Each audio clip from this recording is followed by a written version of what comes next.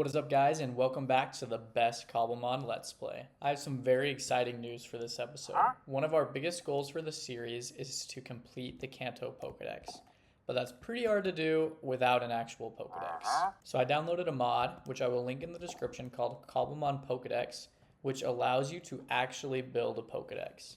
You do this by putting 4 iron ingots here, a book in the middle, redstone dust on the bottom, 2 glass planes on the side, and then a red apricorn up top. This is the crafting recipe. Luckily, I already had this here. I had previously used a different mod when I started the series, but it wasn't working right, so I installed this one, which actually looks really awesome. So this is our Cobble Pokedex right here. Looks like you just right click it and this will show us the Pokedex here. Looks like that's Kangaskhan. I don't know why he's number 1, but then there's Bulbasaur, right, and it goes through the normal one. So as you can see, we've got quite a lot of work to do here before we finish off the Kanto Pokedex. It looks like it even has the Mega Evolutions, which is really cool. That's going to make things a little bit more difficult for us, but I think that's very exciting. And then something interesting is it also seems to give you reward for completing the Pokedex. Now, I don't know what all the rewards are. I'd have to look into that more. But when I first downloaded the mod, it gave me 15 ancient Pokeballs for catching 15 Pokemon. So I think as we do more, it'll give us more rewards. And so I think our big mission for today is we're going to try and see, one, if we can fill up as much of this Pokedex as possible. We definitely won't complete it today, but we can get some work going because we are not that far when it comes to completing the Kanto Pokedex. Of the 151, we're missing a lot. But also, we have an upcoming gym battle that's very important against Lieutenant Surge, and our team is not very optimized for an electric type gym. So I'd like to try and get at least 1 or 2 ground type Pokemon that we could add to our team, ideally from Generation 1, that'll help us take on Lieutenant Surge. So without further ado, let the catching montage begin. All right, and our first new friend today looks like is going to be a Tauros. There we go. Looks like we just caught ourselves a Tauros. He was added to the Pokedex, and so we should be able to see that now when we go across wherever. I don't know Tauros's number, but there he is, 128. We've got Tauros. It also shows you some really cool information about him, which is really nice. Tells you where you can find them, what their item drops are, tells you what it's weak to for battling, and it will tell you how it evolves if that Pokemon evolves. So this Pokedex is actually really, really useful when it comes to item drops. I appreciate that as a lot, and where to find the Pokemon. I don't know if it does that for a Pokemon that you haven't caught yet. For example, let's look at Scyther here. Okay, looks like, yeah, it tells you where you can find that Pokemon, so that's super cool. Now somehow, even though we are already in episode 4, we have not yet caught a Pidgey. Even though we've caught 2 of the legendary birds, we haven't caught a Pidgey, so we'll have to get him as well. Awesome. Now we'll need to keep catching Pokemon around here, but for right now, what I really want to do is find a taiga biome, because there spawns a lot of really strong ground-type Pokemon from the Kanto region. Now I didn't find a savanna biome, but I found something else very interesting. This right here is a beacon from a legendary structure from the Legendary Encounters mod. Now the funny thing is I actually have stopped using that mod. It was a mod I used to use to get legendary Pokemon, but it stopped working with Cobblemon 1.5. So I changed to the Legendary Structures rather than Legendary Encounters mod. But I forgot to actually take it off of my world, and so it's still on the world even though it doesn't work to spawn legendary Pokemon, but apparently it still spawns its structures, which is pretty sweet because we just got a bunch of free blocks of iron and a beacon. So we can definitely do some stuff with that here pretty soon. But I'm going to continue on my way trying to find a savanna biome because I really do need some better Pokemon to take on Lieutenant Surge. Something cool I found out as well is if you hold the control button while on a flying Pokemon, they will go faster and sprint. Now as you can see at the bottom, the energy bar does deplete, but still really nice for moving more quickly across large distances. I still have not found a savanna biome, but I did just stumble across a Pokemon town, which is really sweet, and I might actually come in here for a second because it is nighttime, and I'd also like to explore because Pallet Town had a lot of really nice stuff, and so it'd be really nice. I bet there's other things here as well, and this may actually just be another Pallet Town. It looks like it totally is. I forgot there's not a bed in Professor Oak's office. So we'll have to run to one of these other houses. And just so we can sleep through the night, so if we do find somewhere, it'll be a little bit safer. And then we'll have to explore here as well, because I'm sure there'll be some cool things in here. And a million villagers. Just apricorns and apples here, which isn't as cool. Unfortunately, that village was not nearly as stacked as the first one. However, Professor Oak's lab did have 3 large experience candies, which is actually huge. So we'll use those to level up a Pokemon at some point. But now it's time to resume our journey. Turns out that was not a very long trip. There happened to be a savanna biome right next to that village. And I realized when I announced earlier that I might have said I was going to a taiga biome. If I did, that was a mistake. It's a savanna biome is the one that has lots of ground type Pokemon. There's also an Ekans here, which although I'm not interested in using, I haven't seen one of those spawn in where I'm usually at, and so we should pick this up just for the Pokedex. Looks like there's also a Nidoran nearby, which is awesome. That would be super nice to use a Nidoking against the gym. I unfortunately haven't found a Moonstone yet, so I don't know if we'll be able to do that, but we will catch one for sure. If I can figure out where it is. It's probably on top of that cliff, but I think it's a fairly common Pokemon. There we go. I still haven't found the Pokemon I'm looking for, but there is a Ditto right here, which is a fairly rare, not incredibly rare, but fairly rare Kanto Pokemon. So we'll try and pick him up right here for the Pokedex. Ditto has now transformed into an Aerodactyl, but it is still the Ditto. Oh, and I accidentally threw a Quick Ball. Shoot, that's not going to do very well. That was a waste of a Quick Ball, too. There we go. And unfortunately, I think the Pokemon I was trying to catch spawned while we were fighting Ditto and then despawned. So we still have to keep hunting. There it is. This is the Pokemon that I have been hunting. I really would like to catch ourselves a Rhyhorn and have him on our team to use against Lieutenant Surge and also maybe as a long-term team member. So I think Rhydon and Rhyperior are really cool Pokemon, and I've never really gotten to use them in a playthrough of a game. He's also level 30, which is really nice because his level is high enough to be pretty useful. He does break out, but I just have to hope Mega Drain doesn't knock it out.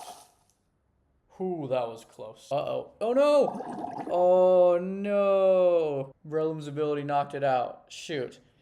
Well, that is a huge bummer. Luckily, Rhyhorn should be a fairly common spawn here. And so we'll just have to try and find another one. It took some time, but we finally found another Rhyhorn. So now we're going to try and see if we can catch this guy. We'll start off with a Quick Ball, and hopefully we just get lucky here, and we can pick up our new team member this way. If not, then we'll try and battle him down again. Let's go. There we go. We just picked up a Rhyhorn, which is awesome. That'll be a super useful new team member. And here's Rival Terry. So we're not particularly ready to battle him, but I think we're going to go for it anyways, just to get some XP. And it looks like in the background here, there is a cherry forest biome here, or cherry blossom biome here, which is really, really cool. We may want to pick up some of those blossoms just in case we end up getting a Turtwig at any point here, because then we can get the cherry tree Torterra. Which you haven't heard about that, I have a video in the Survival Guide series about getting every Torterra form, which you should definitely check out because it's a super cool feature in Cobblemon. But we took down Terry's first Pokemon pretty easily, and we're here on to the second now. Looks like this is a lower level form of Terry. I think this is the one we were supposed to actually fight before the second gym. And so I think he probably gets stronger after we beat him this time because he gets some more the post-Misty level. But for now, I guess we'll just have Great DPs kind of shred through his team here, which is good because as much as I love Great DPs, we may not use him particularly for the third gym just because he would get kind of destroyed by Lieutenant Surge. We'll definitely keep him on the team long term, but we may have to switch him out for just the next gym.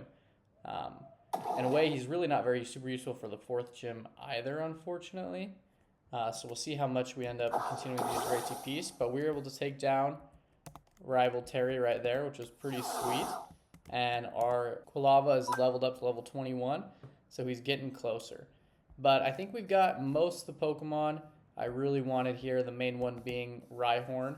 I'll see if I can find a Nidoran or two while we're here. just for the Pokedex, and then we'll probably head on back and see if we can get ready for the gym. Now, honestly, I'm not entirely sure what our chances are like for the next gym. Ideally, we would have more than one ground type Pokemon, so it's a little risky going in with just Rhyhorn, but I really am liking our team right now, and I don't want to switch it up too much.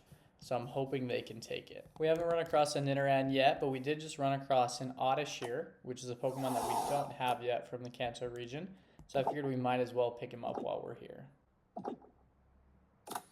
And there we go. We probably won't be using Oddish much, but oh, looks like we actually just received a Thunderstone for catching 30 Pokemon. And so completing our Pokedex, we're able to get some extra items there, which is really cool. I do also see a Ghastly and a Zubat on the map, so I'm tempted to go pick those up as well, but I'm running out of Quick Balls, which means this process takes a lot longer. And I can find Ghastly and Zubat in a lot of other biomes, so I'm not too worried about picking them up right here. The goal is mainly Nidoran, because you can't find them many other places. And this biome was pretty far away, so I'd rather not have to try and come back here again in the future. Alright, so we did find a male Nidoran here, and I think there's a female Nidoran on the map as well. So hopefully this ball will catch this one, and then we can go pick up the other one. Yes! There we go. We just got male Nidoran. Now we need to pick up female Nidoran, and we should be pretty set. We'll just have to wait until we find 2 Moonstones will be the tricky part now, but at least we'll have both of the Pokemon. And there we go. We just got both Nidorans, which I think is the last Kanto Pokemon that I really need that only spawns here. Kangaskhan might also be one, but I think he's a rarer spawn, so we may end up looking for him a little bit later. But we were able to make some pretty decent progress on the Pokedex here. Not a ton. As you can tell, there's quite a few open spots here still, but that did make some good basic progress for us, and we'll be able to do a little bit more throughout the rest of the episode here. Alright, so we're back at home base here, and we're going to do a couple quick evolutions to see if we can fill up our Pokedex even more, to see how far ahead we can get in just today's episode. So first things first, I thought we should start with one of the most basic Kanto Pokemon, and one of the first evolutions most people have ever made, Caterpie into Metapod, and then we're going to hit Metapod into Butterfree. And there we go, we add both of these Pokemon to the Pokedex. Next up, we're going to evolve Oddish into Gloom. And I just realized I forgot to bring a Leaf Stone from inside. So a few awkward moments later, we will give Gloom the Leaf Stone, and then we can evolve Gloom into Vileplume, adding him to the Kanto Pokedex, and also just a pretty awesome Pokemon in general. There's also a Pichu here, which we should probably pick up because we don't have a Pikachu yet.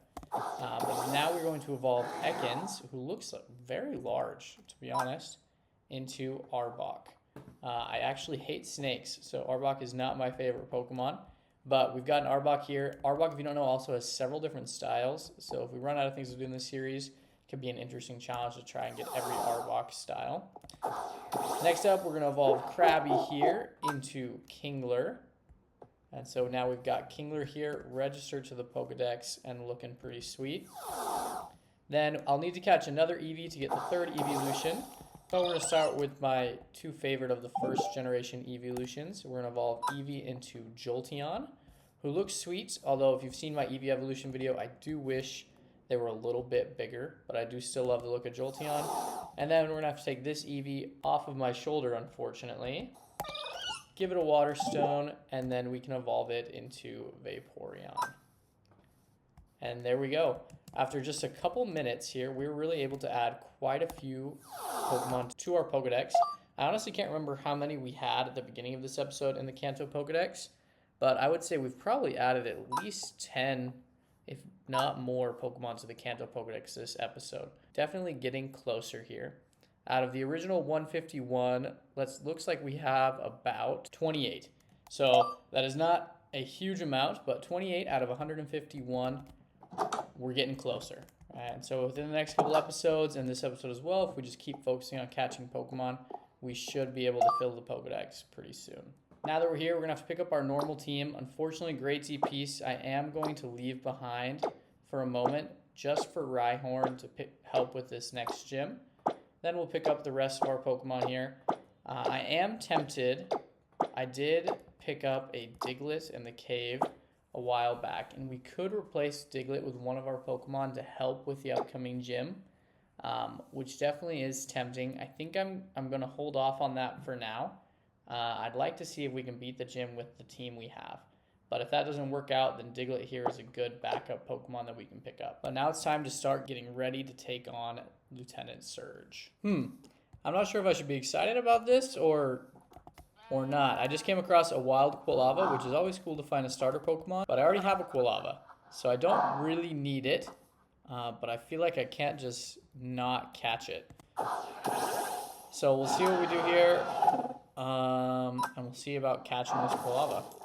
Alright, I changed my mind. This Quilava does not want to get on its Pokeball. It's round 11 now. And so I think I'm going to take him out. Realistically, if I was on a multiplayer server or if I had people playing this world with me, it'd be really useful because I could trade it for some really cool things. But I don't have anyone to trade with on this server, so in this world, so there's not really much of a use of having a second Quilava. Ooh, but there is a wild Scorbunny that just spawned, and that's a Pokemon I don't have. Uh-oh. This is a little bit awkward, but I accidentally paused the recording when I caught Scorbunny. So I did catch Scorbunny, we do have it, but I accidentally missed recording it. So that is my bad, but the point is we have been so lucky this series. We already caught another starter Pokemon, and that was right after I was complaining about fighting a starter Pokemon that we already had. So I cannot believe the luck we've had. There's a Jigglypuff on the map right now, which is a Gen 1 Pokemon I don't have yet, so we'll see if we can pick that up as well. Holy cow, guys. Our luck is insane. I kid you not, this is only about 5 minutes later in real time. I just came across a wild Torchic. We have come across 3 different fire starters in this video, and basically 3 within about 5 minutes. 3 within maybe 10 minutes total, if not less. That's insane, and we just caught ourselves a Torchic.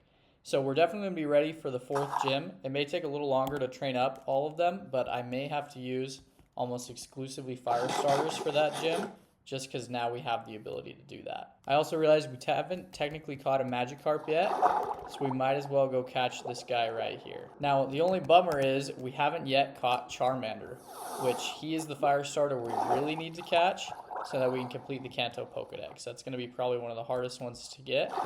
But with our way our luck has been so far with fire starters, hopefully we run into a Charmander pretty soon here.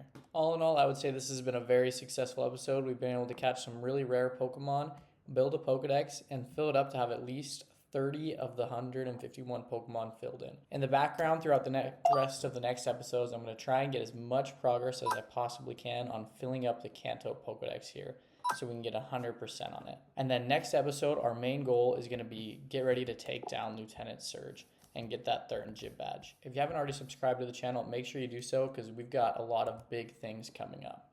And now, before we finish this episode, Xeros is ready to evolve into an Electabuzz, and he looks awesome. That also just gave us 15 Ancient Great Balls, with this new mod, which I'm really loving this new mod. It's given us some really cool items as we evolve our Pokemon.